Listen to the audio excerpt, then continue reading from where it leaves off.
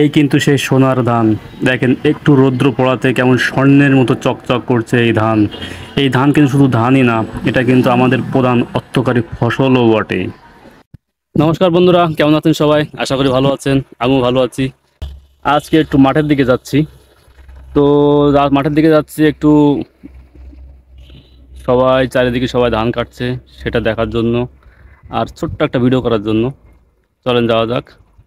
এই যাওয়া যাক বলতে কি, আমি তো মাঠে অলরেডি চলে এসেছি। আপনারা দেখতে পাচ্ছেন আমার পিছনে মাঠ ভর্তি শুধু ধান আর ধান, ধান আর ধান।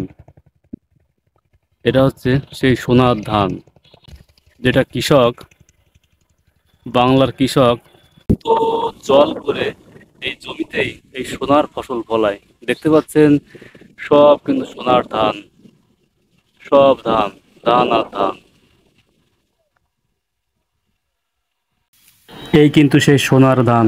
দেখেন একটু রৌদ্র পড়াতে কেমন স্বর্ণের মতো চকচক করছে এই ধান। এই ধান কিন্তু শুধু ধানই না, এটা কিন্তু আমাদের প্রধান অর্থকরী ফসলও বটে। দেখেন এই হচ্ছে ধান ক্ষেত। পুরো এলাকা জুড়েই, পুরো এই মাঠটা জুড়েই শুধু এই সোনার ধান আর সোনার ধান। এই সোনার ধান কিন্তু এমনি এমনি আসেনি। এই সোনার ধান কিন্তু কৃষকের অক্লান্ত পরিশ্রমের ফল। কৃষক যদি পরিশ্রম না করত, কৃষক যদি এখানে তার সমস্ত কষ্ট, সমস্ত শ্রমটা এখানে না দিত, তাহলে কিন্তু এই সোনার ফসল কখনোই ফলতো না। যাই হোক, কৃষকের কিন্তু অনেক ভূমিকা এই সোনার ধান চাষের, এই সোনার ধান উৎপন্ন করাতে। যাই হোক, বাংলার প্রধান খাদ্যশস্য কিন্তু আমাদের এই ধান।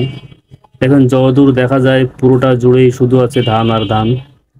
আপনারা দেখতে পাচ্ছেন পুরোটা এখানে শুধু আছে ধান, মাঠ ভর্তি শুধু আছে ধান। তো যাই হোক, দেখেন এই রোদের ভিতরে কিছু কিছু জায়গায়ও কিন্তু ধান কাটা হয়ে গেছে। এই যে একটা ক্ষেত, এখানে ধান কাটা হয়ে গেছে এবং এখান থেকে বাড়িতেও নিয়ে যাওয়া হয়ে গেছে। পাশে একটি ক্ষেত, এখানে ধান কেটে রেখেছে, রোদে পুরো ভাজা ভাজা হয়ে যাচ্ছে। আজ এ পর্যন্তই, দেখা হবে পরবর্তী কোনো নতুন ভিডিও নিয়ে। ততক্ষণ সবাই ভালো থাকবেন।